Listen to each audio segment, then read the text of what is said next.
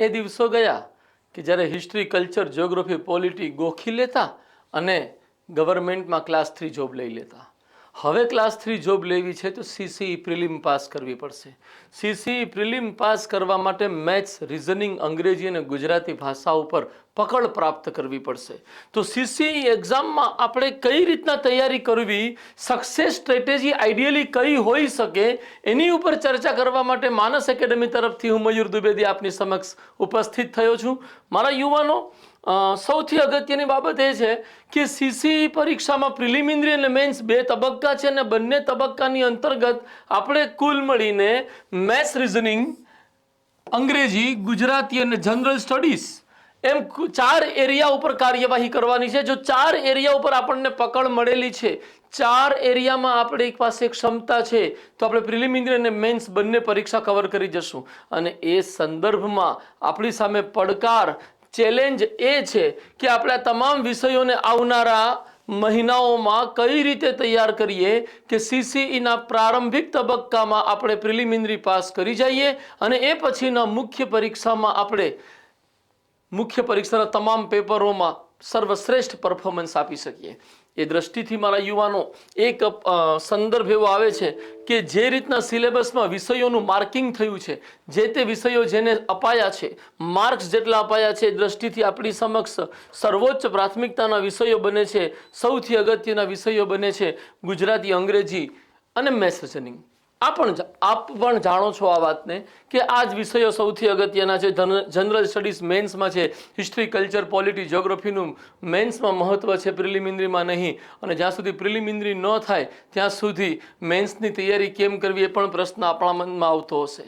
આપણા મનમાં એ પણ પ્રશ્ન આવે છે, સૌથી વધુ મૂંઝવે છે કે ચાલો પ્રિલિમિનરીમાં મેથ્સ, રિઝનિંગ, ઇંગ્લિશ, ગુજરાતીમાં સારું પરફોર્મન્સ આપીને પાસ થઈ ગયા, પરંતુ મેન્સ એક્ઝામમાં જે A ગ્રુપમાં ડિસ્ક્રિપ્ટિવ છે અને B ગ્રુપમાં ઓબ્જેક્ટિવ છે, એની કોઈ તૈયારી અત્યારથી ના કરવી પડે? સૌથી વધુ મૂંઝવતો પ્રશ્ન ગંભીરતાપૂર્વક તૈયારી કરનારા યુવકો સામે આ જ છે કે CCE પ્રિલિમ ઉપર જ સંપૂર્ણ ધ્યાન આપીએ તો શું પ્રિલિમ પછી માત્ર 2 મહિના મુખ્ય પરીક્ષાની સમગ્ર તૈયારી થઈ શકે 2 મહિનામાં? આ સૌથી અગત્યનો પ્રશ્ન છે. અને આના સંદર્ભમાં આ સ્ટ્રેટેજી સૌથી અગત્યની બની જાય છે કે અમોએ જે આપના માટે સ્ટ્રેટેજી તૈયાર કરી છે એમાં આ પ્રશ્નોનો એકદમ તાર્કિક અને સર્વાંગી જવાબ મળે છે. અમને એવો વિશ્વાસ છે કે એનાથી આપ પણ સંતુષ્ટ થશો. જો આપણે એવી રીતના આવનારા મહિનાઓમાં તૈયારી કરવી હોય, જે રીતના બોર્ડ તરફથી કહેવામાં આવ્યું છે કે લગભગ મે, જૂન મહિનામાં આપણે CCE પ્રિલિમ લેવાઈ જશે અને ઓગસ્ટ મહિનામાં મેન એક્ઝામ લેવાવાની શક્યતા છે. એ દ્રષ્ટિબિંદુથી આજની તારીખે જાન્યુઆરી 2024માં જ્યારે હું આપની સમક્ષ યુવા દિવસ એટલે કે વિવેકાનંદ સ્વામીના જન્મદિવસના નિમિત્તે આ સેશન સંબોધિત કરી રહ્યો છું, એ સમયે આપણી સર્વોચ્ચ અને ન્યૂનતમ પ્રાથમિકતા શું હોઈ શકે? સર્વોચ્ચ પ્રાથમિકતા અને ન્યૂનતમ પ્રાથમિકતા 3 હોઈ શકે. નંબર 1 છે કોઈ પણ રીતે CCEમાં સફળ થવું. પ્રિલિમિનરી એક્ઝામ આપણી નીકળી જ જવી જોઈએ, આપણને મેન એક્ઝામ આપવાનો મોકો મળવો જોઈએ ને મળવો જોઈએ. આ આપણી એક અત્યારના તારીખની, આજની તારીખની સર્વોચ્ચ પ્રાથમિકતા છે. બીજી કે મેથ્સ, રિઝનિંગને એવી રીતે તૈયાર કરવું, મેથ્સ, રિઝનિંગને અહીંયા અમે શબ્દ વાપર્યો છે સ્નાતક સ્તરે તૈયાર કરવું કે જેથી પ્રિલિમ અને મેન બંનેમાં માર્ક્સ વધે. આપ સૌ જાણો છો કે જે B ગ્રુપની મેન એક્ઝામિનેશન છે એમાં મેથ્સ, રિઝનિંગનું યોગદાન પણ લગભગ 20% જેટલું છે. તો 20%નો અર્થ થાય 200 માર્કનું પેપર આવશે, એમાં 40 માર્ક જેટલું છે. તો આપણે એવી રીતે તૈયાર કરવું છે કે એની અંતર્ગત સ્નાતક સ્તરનું જો તૈયાર થાય તો પ્રિલિમિનરી અને મેન્સ તમામના ઓબ્જેક્ટિવ પ્રશ્ન આપણે કવર કરી શકીએ. મેથ્સ, રિઝનિંગને લઈને આપણી પ્રાથમિકતા આ પ્રકારની કંઈક છે. CCE પાસ કરવા માટે મેથ્સ, રિઝનિંગ છે, પણ મેથ્સ, રિઝનિંગને આપણે મેન્સના B ગ્રુપના પોઈન્ટ ઓફ વ્યૂથી પણ જોવાનું છે. ત્રીજી સૌથી અગત્યની વાત કે અંગ્રેજી, ગુજરાતીને પ્રિલિમ પહેલા જ ઓબ્જેક્ટિવ અને ડિસ્ક્રિપ્ટિવ બંને રીતે તૈયાર કરી લેવા જોઈએ. મેં શબ્દ અહીંયા વાપર્યો છે ન્યૂનતમ પ્રાથમિકતા.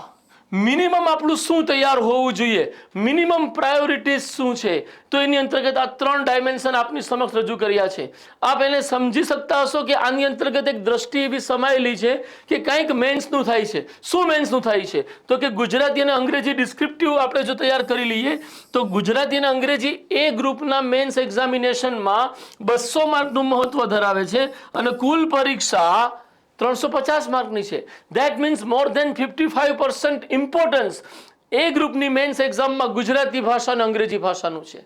એક બીજી હકીકત પણ અવગણી ના શકીએ કે મેન એક્ઝામિનેશન જે બી ગ્રુપની છે એમાં પણ 20% એટલે કે 40 માર્કનું ગુજરાતી અને અંગ્રેજી મેન્સમાં આવવાનું છે.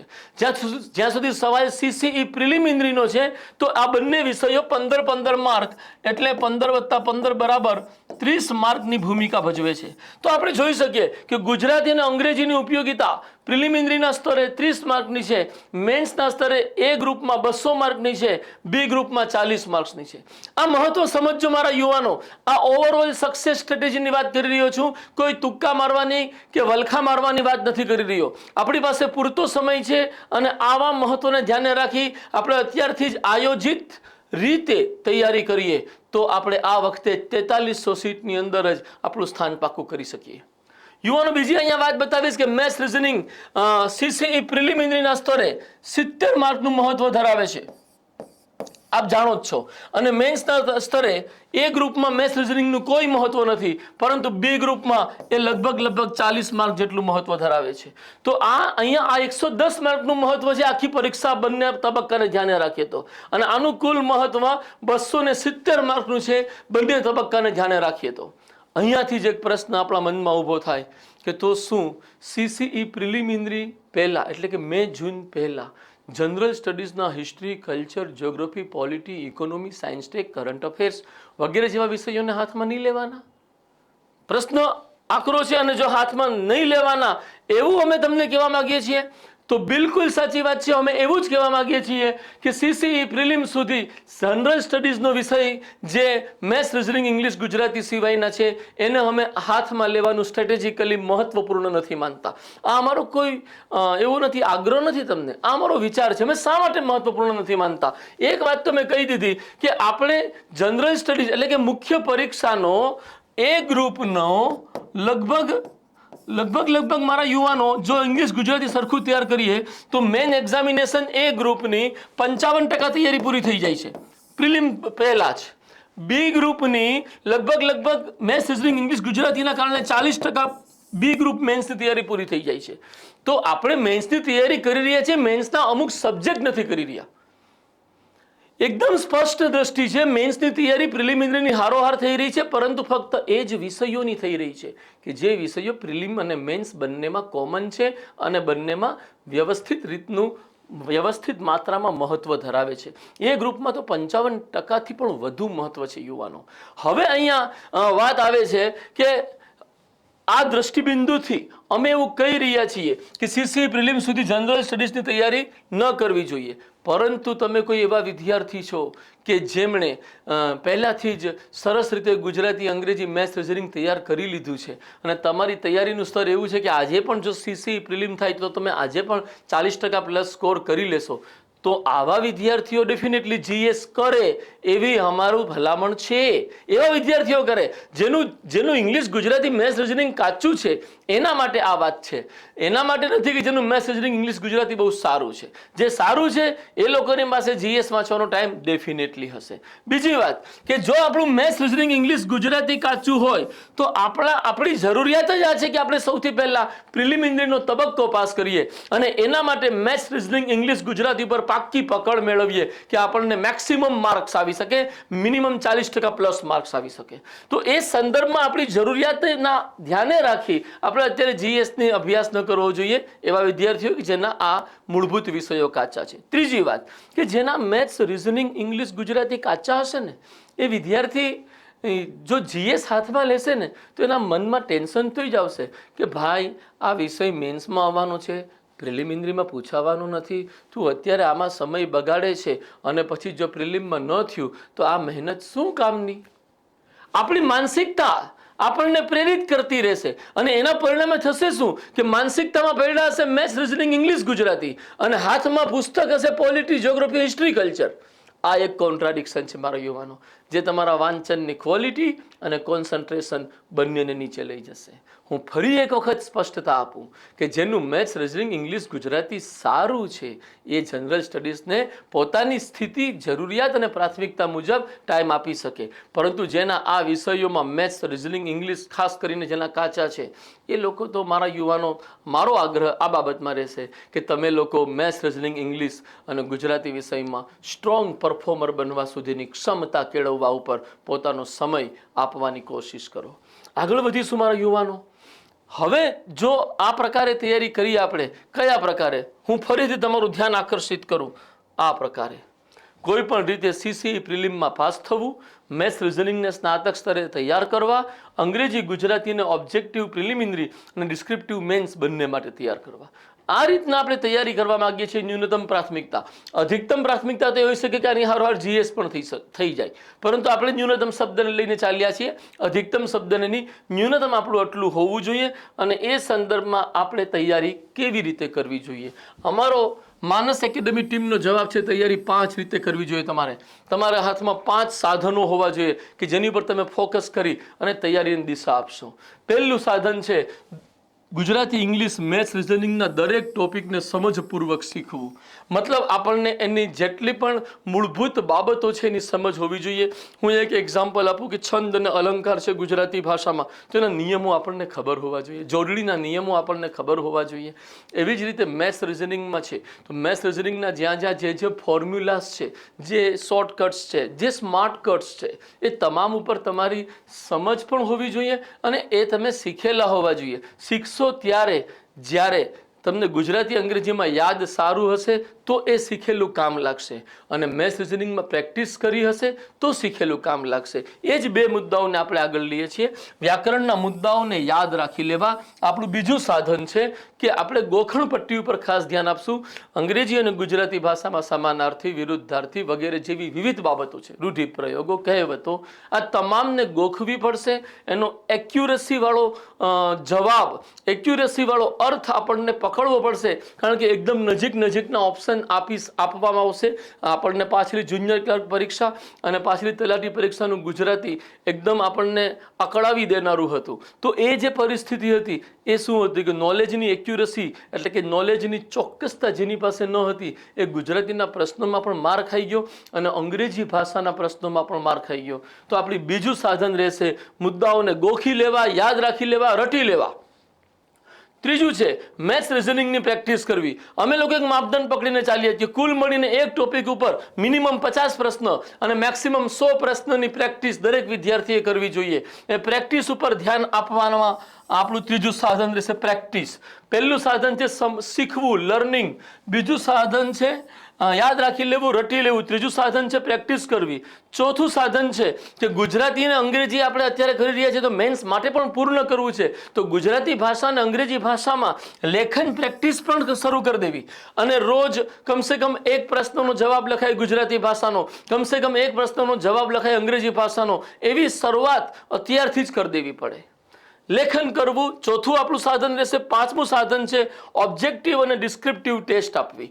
ઓબ્જેક્ટિવ ટેસ્ટ આપણે એવી રીતે આપવા માંગીએ છીએ કે જેમ કે 50 થી 60 ટેસ્ટ જો આપણે આપી હોય તો આપણને ટેસ્ટ આપવાનો એક ગહન અભ્યાસ, આદત વિકસી જાય અને પછી આપણે રેન્ડમલી કદાચ કોઈ જગ્યાએ પ્રશ્નોનો સામનો કરતા હોઈએ તો એલિમિનેશનથી પણ સાચો જવાબ લઈ જઈએ. એ સ્તરની ટેસ્ટ આપવાની પ્રેક્ટિસ કરવી છે. તો 5 સાધનો 5 રીતે તૈયારી કરવાની છે. શીખવું, યાદ રાખી લેવું, ત્રીજું છે પ્રેક્ટિસ કરવી, ચોથું છે લેખન અભ્યાસ કરવો, પાંચમું છે ટેસ્ટ આપવી.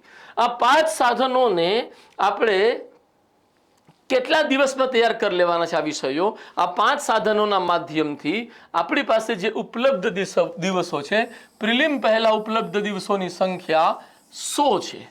અમે કઈ રીતના ગણતરી કરી રહ્યા છીએ? અમારી ગણતરી છે કે 21 જાન્યુઆરીએ TDO પ્રિલિમિનરી પરીક્ષા પૂરી થયા પછી તમે કદાચ CCE પ્રિલિમિનરી ઉપર ખાસ ધ્યાન આપવાનું શરૂ કરી શકો અને જો TDO GPSC મેન્સ પણ GPSC મેન્સ માટે તમારો સારો સ્કોર થતો હોય તો તમારી ઉપર બેવડી જવાબદારી આવશે અને બેવડી જવાબદારીમાં પણ ગુજરાતી, ઇંગ્લિશની તૈયારી તમને કામ લાગશે, કારણ કે GPSCમાં પણ છે. યુવાનો 100 દિવસનો ટાઈમ છે, 22 જાન્યુઆરીથી લઈને 30 એપ્રિલ સુધીનો. ગુજરાત સેકન્ડરી જે સબોર્ડિનેટ સર્વિસીસ સિલેક્શન બોર્ડ છે GSSB, એનું સ્પષ્ટીકરણ છે કે મે જૂનમાં પરીક્ષા લેવામાં આવશે. તો અમે 30 એપ્રિલ સુધીના ટાઈમને 100 ડે પ્રોગ્રામ માનીએ છીએ અને રોજ આપણે 10 કલાક કામ કરીએ, સ્મૂથલી ચાલી અને 10 કલાક કામ કરીએ તો આપણા હાથમાં પ્રિલિમ પહેલા ઉપલબ્ધ કલાકોની સંખ્યા લગભગ મિનિમમ 1000, અને જો એક્ઝામ કદાચ જૂન મહિનામાં હાલી જાય તો આપણી પાસે લગભગ 1200 કલાક જેવો સમય ઉપલબ્ધ રહેશે. તો 1000 થી 1200 કલાકનો સમય છે કે જેના માટે આપણે મિનિમમ 100 દિવસ આપણે રાખી શકીએ છીએ. હવે આ જે 1000 કલાક છે એને જ આપણે પકડી લઈએ તો આ 1000 કલાકને કઈ રીતના એલોકેશન કરવું આપણા પ્રાથમિકતાના વિષયોમાં. ગુજરાતી ભાષાને આપણે 300 કલાક આપવી જોઈએ.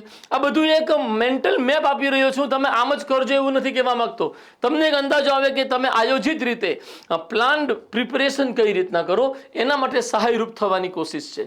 ગુજરાતીને 300 કલાક આપી શકીએ, અંગ્રેજી ભાષાને 300 કલાક આપી શકીએ અને મેથ્સ રિઝનિંગને 400 કલાક આપી શકીએ. આ પ્રકારે ઓવરઓલ પ્લાનિંગ આટલી અવર્સનું એલોકેશન આપણે દરેક સબ્જેક્ટને કરીએ અને પછી એના આધારે આપણે દૈનિક કાર્યક્રમ બનાવી શકીએ કે રોજ આપણે 10 કલાક જો કામ કરશું તો રોજ સરેરાશ 3 કલાક ગુજરાતી ભાષાને, 3 કલાક અંગ્રેજી ભાષાને અને 4 કલાક મેથ્સ રિઝનિંગને આપશું.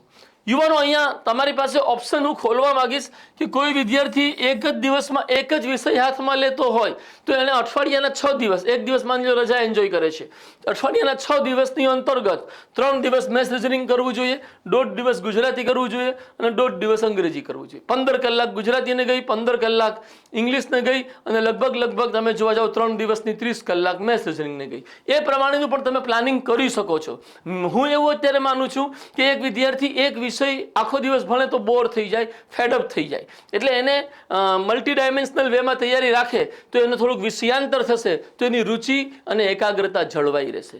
તો એ દૃષ્ટિથી છે પછી દરેક વિદ્યાર્થી પોતાની જરૂરિયાત અને આદત મુજબ આમાં સંશોધન સુધારા કરી શકે છે. હવે અહીંયાથી આપણે આ 4 વિષય આપણી સ્ટ્રેટેજીમાં ગુજરાતી, ઇંગ્લિશ, પ્રિલિમિનરી અને મેન્સ એટલે કે ઓબ્જેક્ટિવ અને ડિસ્ક્રિપ્ટિવ બંને રીતે તૈયાર કરવા છે. મેથ્સ રિઝનિંગને સ્નાતક સ્તરે ઓબ્જેક્ટિવ લેવલ ઉપર તૈયાર કરવા છે. એ દ્રષ્ટિબિંદુથી ગુજરાતીની તૈયારી કઈ રીતે કરશું? અમે 100 દિવસને 2 ભાગમાં વહેંચ્યા છે. પ્રથમ 40 દિવસમાં શીખવાના મુદ્દાઓ શીખતા જવા અને યાદ કરતા જવા. એક ચીજની સલાહ આપવા માંગીશ કે તમે માની લો કે ઓફલાઈન ક્લાસ કરો છો યા ઓનલાઈન ક્લાસ કરો છો અથવા ત્રીજી કન્ડિશન છે તમે કોઈ ક્લાસ નથી કરતા તો તમારા સમક્ષ પહેલા પ્રથમ તો એ જ વાત મગજમાં રાખજો કે મારે એક સોર્સને, એક સર્વાંગી સોર્સ પકડવો છે અને એ સોર્સ ઉપર જ ફોકસ કરવું છે, મારે વિખરાવવું નથી. આ શબ્દ ખાસ ધ્યાનમાં રાખજો. તમે જો ઘણા બધા એપ્લિકેશન્સ એવા છે કે એક જ વિષય હોય ને એને 3 ફેકલ્ટીઓ દ્વારા 3 રીતે સમગ્રતામાં, 4 રીતે સમગ્રતામાં રજૂ કરવામાં આવ્યો હોય તો થાય કેવું કે એક મેથ્સ રિઝનિંગનો વિષય એક ફેકલ્ટી પાસેથી આપણે તૈયાર કરીએ તો બીજા ફેકલ્ટી પણ એટલા જ હોશિયાર હોય છે. કોઈ ફેકલ્ટી હોશિયાર નથી એવો દાવો નથી, બીજા ફેકલ્ટી પણ એટલા જ હોશિયાર હશે, પરંતુ એની પદ્ધતિ, એની સ્ટાઇલ થોડી અલગ હશે. તો તમારી સામે તમારા મેન્ટલ લેવલ ઉપર એક કોન્ટ્રાડિક્શન ઊભી થશે કે હું આ સરને ફોલો કરું કે આ સરને ફોલો કરું. એના કરતાં બહેતર એ છે કે એક ઈશ્વર જેમ એક છે એમ એક વિષયમાં એક સોર્સ, એક માર્ગદર્શક પકડી અને આપણે જો આગળ વધીએ તો વિવિધ માર્ગદર્શક અને સોર્સની સરખામણીએ થોડા વધુ ફાયદામાં રહેશું. તો હું એ દૃષ્ટિથી કે તમે પ્રથમ 40 દિવસમાં જે મુદ્દાઓ, વ્યાકરણના મુદ્દાઓ શીખવાના છે, વોટ એવર મેન્સને લગતા મુદ્દાઓ શીખવાના છે કે ભાઈ લેટર રાઇટિંગ કેમ થાય, એસે રાઇટિંગ કેમ થાય, રિપોર્ટ રાઇટિંગ કેમ થાય, જે કંઈ પણ ગુજરાતીમાં શીખવાનું છે એને શીખતા જવું અને યાદ કરતા જવું. દરેક દિવસે ટોપિક પૂરા થાય છે, એ ટોપિકની અંદર આપણે 1 કલાક, 1.5 કલાક શીખવામાં નાખી છે, 1-1.5 કલાક એના અભ્યાસ અને એને યાદ કરવામાં નાખો. બીજા દિવસે બીજો ટોપિક લ્યો. 3 કલાક રોજની આપણે આપી રહ્યા છે. કોઈ વિષય બહુ મોટો છે તો એમાં 2 દિવસ સુધી એક જ ટોપિક ચલાવો, એવું પણ તમે કરી શકો. 40 દિવસ તમે આપશો ને આવી રીતના રોજ 3 કલાક, અમારું માનવું છે ગુજરાતીમાં જે શીખવાનું છે એ શીખી જશો અને એ શીખવાના સંદર્ભમાં જેટલો સ્વ અભ્યાસ કરવો હશે એ સ્વ અભ્યાસ પણ 120 કલાકમાં પૂર્ણ થશે. એ પછી જે 60 દિવસ બચે છે એ પછીના દિવસોમાં રોજ 90 મિનિટ ગોખવાની કે યાદ રાખવાની ભૂમિકાને આપી દો. સમાનાર્થી, વિરુદ્ધાર્થી, કહેવતો, રૂઢિપ્રયોગો, જોડણી વગેરે વગેરે. સેમ એ જ રીતે રોજ 45 મિનિટ ઓબ્જેક્ટિવ ટેસ્ટ આપો અને આવી કુલ 60 દિવસમાં 50 ટેસ્ટ આપો. હું અઠવાડિયામાં એક રજા માનીને ચાલી રહ્યો છું, એ આધારે 50 ટેસ્ટ અહીં લખું છું. દરેક ટેસ્ટ આવી 50 પ્રશ્નની હોય અને આવા 50 પ્રશ્નની ટેસ્ટની અંતર્ગત તમે રોજ એક ટેસ્ટ આપો 30 મિનિટમાં.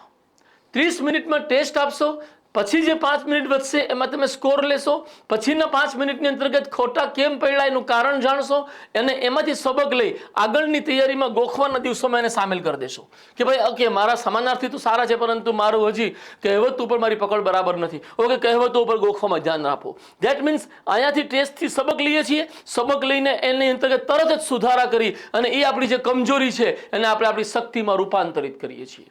ત્રીજો ડાયમેન્શન છેલ્લા પછીના 60 દિવસો દરમિયાન રહેશે કે રોજ 45 મિનિટ ડિસ્ક્રિપ્ટિવ ટેસ્ટ આપો. ડિસ્ક્રિપ્ટિવ ટેસ્ટનો બે રીતના અર્થ લેશું. પહેલો અર્થ લેશું કે જ્યાં સુધી આપણે પૂરતી પ્રેક્ટિસ નહીં કરીએ ત્યાં સુધી આપણે ડિસ્ક્રિપ્ટિવ ટેસ્ટ આપવાની સ્થિતિમાં નહીં હોઈએ. અમારો અંદાજો છે કે રોજ 45 મિનિટ આપીએ, 15 મિનિટમાં એક પ્રશ્નનો જવાબ લખાય અને નિબંધ લેખન હોય તો કદાચ એક જ નિબંધ લખી શકાય. તો 150 પ્રશ્નોનો લેખન અભ્યાસ થાય, પરંતુ કોઈ એવું કરી શકે કે ભાઈ મને અત્યારે જરા પણ લખતા આવડતું નથી તો હું 45 મિનિટમાં એક જ પ્રશ્ન લખી શકીશ. તો ગુજરાતીના 45 પ્રશ્નમાં એક જ પ્રશ્ન લખો. એક દિવસમાં એક લેટર રાઇટિંગ કર્યું, એક રિપોર્ટ રાઇટિંગ કર્યું. યાદ રાખજો, બધું શીખી ગયા પહેલા 40 દિવસમાં. હવે તમે એક દિવસમાં કમસે કમ એક તો કરી જ શકશો. એક કરો, એ લખશો ને તો તમારું મગજ વધુ ગંભીરતાપૂર્વક એ વિષય ઉપર વિચારણા કરશે, વધુ ઇન્વોલ્વ થઈને, વધુ ગહન થઈને વિચારણા કરશે. અને જ્યારે વધુ ગહન થઈને વિચારણા કરશે ને એનાથી તમારે આ વિષયને યાદ કઈ રીતે રાખવો ને એના રસ્તાઓ તમારું મસ્તિષ્ક જ શોધવામાં લાગશે. અને એ યાદ રાખવાના રસ્તાઓ જ્યારે તમને જડી જશે ને તો તમે ઓછી મહેનતે વધુ યાદ રાખી શકશો. તો રોજ લેખન અભ્યાસ પણ કરવો છે છેલ્લા 60 દિવસ દરમિયાન 45 મિનિટ. અને એ જે લેખન અભ્યાસ છે એમાં વ્યાકરણનું પણ લેખન હોઈ શકે, એમાં લેટર રાઇટિંગ, રિપોર્ટ રાઇટિંગ, નિબંધ લેખનનું પણ લેખન હોઈ શકે. સેમ આ જ પ્રોસેસ, આ જ સ્ટ્રેટેજીને આપણે બેવડાવી દેવી છે અંગ્રેજીમાં. પ્રથમ 40 દિવસમાં શીખવાના મુદ્દાઓ શીખતા જવા અને યાદ કરતા જવા. પછીના 60 દિવસમાં રોજ 90 મિનિટ ગોખવાની પ્રક્રિયા, 45 minute objective test, 45 minute descriptive test. ધ્યાનમાં રાખજો, ઓબ્જેક્ટિવ ટેસ્ટને હું 45 મિનિટ આપું છું એ એવી રીતના બે ભાગમાં વહેંચાયેલી છે. 30 મિનિટમાં 50 પ્રશ્ન પૂરા કરવા અને 15 મિનિટની અંતર્ગત એનું કેલ્ક્યુલેશન અને ઇવેલ્યુએશન કરવું અને એનાથી સબક લઈ અને આપણે શીખતા જવું. અહીંયા પણ ડિસ્ક્રિપ્ટિવ ટેસ્ટમાં મારું સજેશન છે કે રોજ 3 પ્રશ્ન લખાય તો સારી વાત છે, ન લખાય તો કમસે કમ એક લખજો, છટકતા નહીં, છટકબારી નહીં ગોતતા, કમસે કમ એક પ્રશ્ન તો અંગ્રેજીનો લખીશ એવો નિયમ છેલ્લા 60 દિવસમાં રાખો. આ બંને ભાષાઓને આવી રીતના જો આપણે તૈયાર કરીએ તો પ્રિલિમિનરી અને મેન્સ, ઓબ્જેક્ટિવ અને ડિસ્ક્રિપ્ટિવ બંને સંદર્ભમાં મારા યુવાનો આપ તૈયાર થઈ જશો. એનો બીજો ફાયદો શું થશે કે ઇન કેસ તમે જીપીએસસી અથવા ડીવાયએસઓ આપી હશે અને એમાં તમારું પ્રિલિમિનરી ક્રેક થવાની સ્થિતિ હશે તો મે જૂન પછી જ એને મેન્સ લેવાની શક્યતા છે. તો એ સમયે ગુજરાતી ઇંગ્લિશ જો તૈયાર હશે તો મેન્સ માટે પણ તમે, જીપીએસસી મેન્સ માટે પણ તમે એટલા જ સક્ષમ, સબળ સ્પર્ધકના રૂપમાં ઉતરી શકશો. સાથોસાથ સીસીઈ ક્રેક કરશો, સાથોસાથ સીસીઈ મેન્સને પણ તમે ક્રેક કરવાની સ્થિતિમાં હશો. તો એક સર્વાંગી સફળતા જે ક્લાસ 3માં જુનિયર ક્લર્કથી લઈ અને ડેપ્યુટી કલેક્ટર સુધીની જીપીએસસી 1-2 સુધીની તૈયારીને એક નિશ્ચિત દિશા આપે છે. યુવાનો આગળ વધીશું. મેથ્સ રિઝનિંગની તૈયારી કઈ રીતે કરશું? આપણને ખબર છે મેથ્સ રિઝનિંગ કોઈ ડિસ્ક્રિપ્ટિવ લેવલ ઉપર આપણને પૂછાવાનું નથી, ઓબ્જેક્ટિવ પોઈન્ટ ઓફ વ્યૂથી તૈયાર કરવાના છે. એના માટે આપણે પહેલા 50 દિવસ આપ્યા છે. પ્રથમ 50 દિવસમાં શીખવાના મુદ્દાઓ શીખતા જવા અને ટોપિક વાઇઝ કોઈ એક પુસ્તકથી ઓછામાં ઓછા 50 પ્રશ્નની પ્રેક્ટિસ કરતી જવી. એટલે કે માની લો કે મેં પર્સન્ટેજ એક ટોપિક કર્યો, સિમ્પલ ઇન્ટરેસ્ટ, સાદું વ્યાજ એક ટોપિક કર્યો, ચક્રવૃદ્ધિ વ્યાજ એક ટોપિક કરો. દરેક ટોપિકના કમસે કમ 50 દાખલાની પ્રેક્ટિસ તમારે કોઈ એક પુસ્તકના સોર્સથી કરવાની આવે છે. જે પુસ્તક આપને સૌથી સરળ રીતે લાગતી હોય, તમને મજા આવતી હોય એવી કોઈ પણ પુસ્તક ખરીદો. અમને પૂછશો, અમે સમર્થન કરશું, નીરજ ભરવાડ સરની પુસ્તક ખરીદો. પછીના 50 દિવસમાં આપણે શું કરવાનું આવે? નંબર 1, રોજ 90 મિનિટ ડેટા ઇન્ટરપ્રિટેશન, પઝલ, જેમાં એક સાથે 3 પ્રશ્ન, 4 પ્રશ્ન, 5 પ્રશ્ન આવતા હોય છે અને એક સાથે મલ્ટિપલ ટોપિક્સ આપણને પૂછાતા હોય છે. ડેટા ઇન્ટરપ્રિટેશનમાં સરેરાશ જોડાયેલું હોય છે, ટકાવારી જોડાયેલું હોય છે, સાદું વ્યાજ, ચક્રવૃદ્ધિ વ્યાજ વગેરે જેવા વિવિધ ડાયમેન્શન્સ મેથ્સના જોડાયેલા હોય છે. તો આવા દાખલાઓની પ્રેક્ટિસ ઉપર ધ્યાન આપો કે એક દાખલો કરો તો 5-7 ટોપિકનું તમારું રિવિઝન થઈ જાય છે. તો આ રોજ 90 મિનિટ ડેટા ઇન્ટરપ્રિટેશન પઝલ સહિત સ્ટેપ બાય સ્ટેપ દરેક ટોપિકની સતત પ્રેક્ટિસ કરતા રહેવું. હવે સતત પ્રેક્ટિસ શા માટે કરતી રહેવી છે? તો કે 3 લક્ષ્ય છે. નંબર 1 કે જેટલા દાખલા ગણીશું એ તમામ દાખલા સાચા પડશે. આપણો દાખલો હાથમાં આવ્યો એટલે દાખલો ખોટો ન થવો જોઈએ. નંબર 1. નંબર 2 સ્ટેજ નંબર 2 ડેવલપમેન્ટનો આ સ્ટેજ છે. પહેલું સ્ટેજ એક્યુરસી છે, બીજું સ્ટેજ છે સ્પીડ. કે જેટલા પણ દાખલા ગણીએ છીએ એ within 50 second, within 40 second, within 30 second થઈ રહ્યા છે. મતલબ પહેલું એક્યુરસી આવી કે જેમાં આપણે એક્યુરસી કેળવવામાં શરૂઆતમાં આપણને દાખલો સાચો આવે એના માટે 70 સેકન્ડ 80 સેકન્ડ જતી હતી, પરંતુ સતત પ્રેક્ટિસના કારણે એનો સમય ઘટતો ગયો અને એક્યુરસીની સાથે સ્પીડ ડેવલપ થઈ. હવે 30-35 સેકન્ડમાં આપણે એક દાખલાનો જવાબ ઓન એન એવરેજ લઈ લઈએ છીએ. એવી સ્થિતિમાં આપણે આવવું છે, કારણ કે આપણે 60 મિનિટની અંતર્ગત 100 પ્રશ્ન કરવા છે. એ 100 પ્રશ્નમાંથી 70 પ્રશ્ન મેથ્સ રિઝનિંગના છે. તો આપણી પાસે સ્પીડ તો હોવી જોઈશે. એના માટે પ્રેક્ટિસ છે. અને ત્રીજું છે ટેમ્પરામેન્ટ. 3 લક્ષ્ય હોય છે આ પ્રેક્ટિસના: એક્યુરસી, સ્પીડ એન્ડ ટેમ્પરામેન્ટ. કે તરત જ તમે એક ટોપિકથી બીજા ટોપિકમાં આવો છો, મેથ્સમાંથી રિઝનિંગમાં આવો છો, મેથ્સ રિઝનિંગથી ગુજરાતીમાં આવો છો. તમારું ટેમ્પરામેન્ટ એટલું બધું શાંત, સ્થિર, સતત ધૈર્ય સાથે જળવાઈ રહેવું જોઈએ કે તમે અંદરથી હલબલી ન જાઓ, તમે માનસિક રીતે વિખેરાઈ ન જાઓ. એના સંદર્ભમાં ટેમ્પરામેન્ટ શબ્દ આપણે વાપરીએ છીએ. હું એક એક્ઝામ્પલ આપું મારા યુવાનો કે ટેમ્પરામેન્ટ, એનું ટેમ્પર મેન્ટેન ન રાખી શક્યા ફાઇનલ મેચમાં રોહિત શર્મા. 2 બોલમાં 10 રન આવ્યા પછી અહીંયા ધીરજની જરૂરિયાત હતી, પરંતુ એમણે 3જા બોલે પણ સિક્સર મારવાની જ કોશિશ કરી અને એ એટલો ડિઝાસ્ટ્રસ શોટ હતો કે એમાં એ આઉટ થયા અને ભારતની ટીમ જે સૌથી શક્તિશાળી હતી વર્લ્ડ કપમાં એ જ ફાઇનલમાં હારી ગઈ. સૌથી બેસ્ટ ટીમ કઈ? જવાબ છે ભારત. ચેમ્પિયન ટીમ કઈ? જવાબ છે ઓસ્ટ્રેલિયા. આ તફાવત કેમાંથી ઊભો થયો? Lacking of temperament.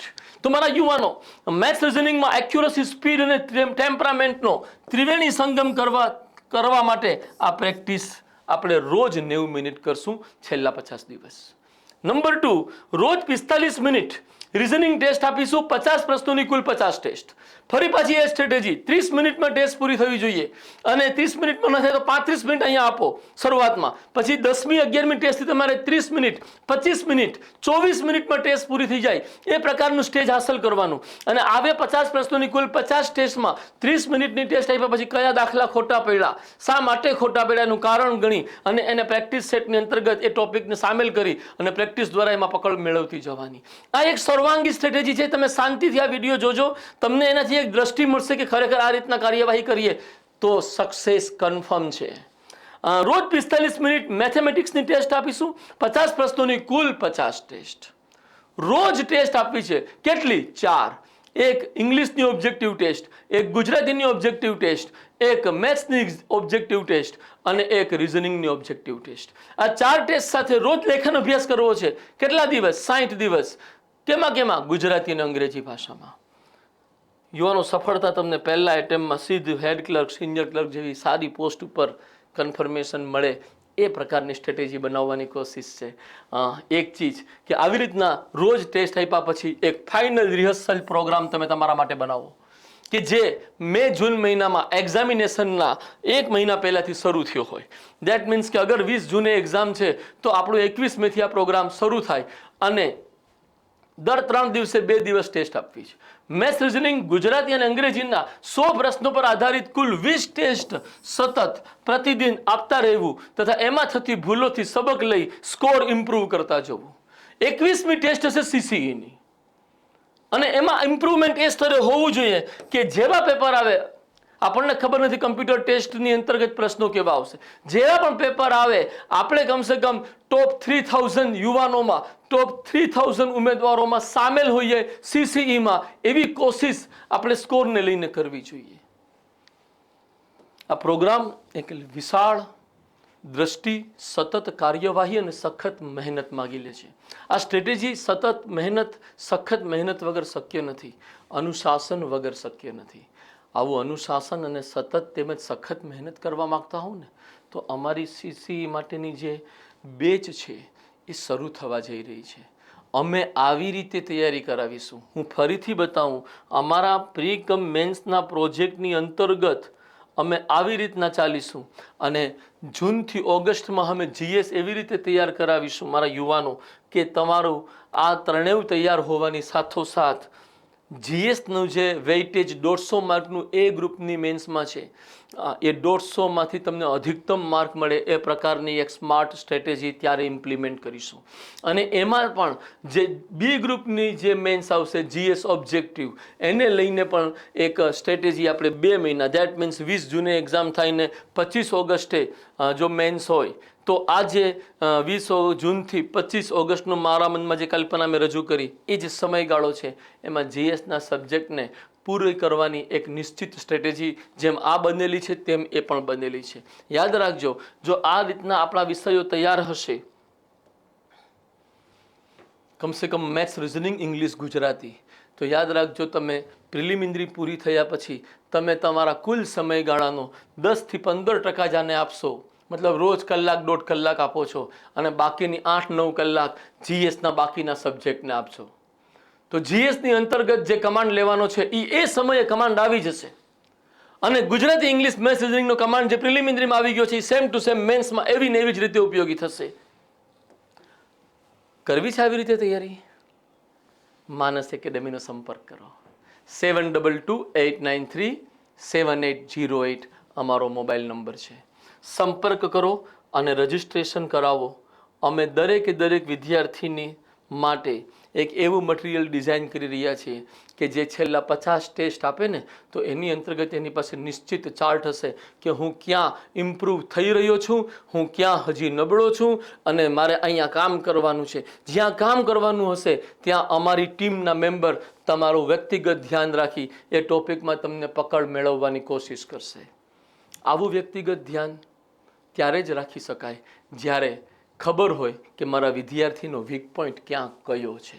અને એ ક્યાં કયો છે એ ત્યારે જ ખબર હોઈ શકે જ્યારે નિયમિત રીતે જે ટેસ્ટ લેવાતી હોય ને એ ટેસ્ટનું તમામ ડેટાનું કલેક્શન અને ડેટા એનાલિસિસ થતું હોય. તમે તમારા ડેટાનું એનાલિસિસ કદાચ રોજ નહીં કરી શકો, તમે અહીંયા એડમિશન લેશો ને અમે કરીશું. અત્યારે જ સંપર્ક કરો. આ સ્ટ્રેટેજી સક્સેસને સુનિશ્ચિત કરવામાં સહાયક નીવડે એવી છે. આપ આપની યોગ્યતા, પરિસ્થિતિ અને જરૂરિયાત મુજબ એને ઇમ્પ્લિમેન્ટ કરો. મારું તો ભલામણ છે આ સ્ટ્રેટેજીથી તમે વ્યક્તિગત રીતે ચાલી શકતા હો તો કોઈ ક્લાસમાં જવાનો ખર્ચ ન કરો, તમારી મેળે તૈયારી કરી અને તમે સફળ થાઓ. Thank you very much. જય હિન્દ. નમસ્કાર.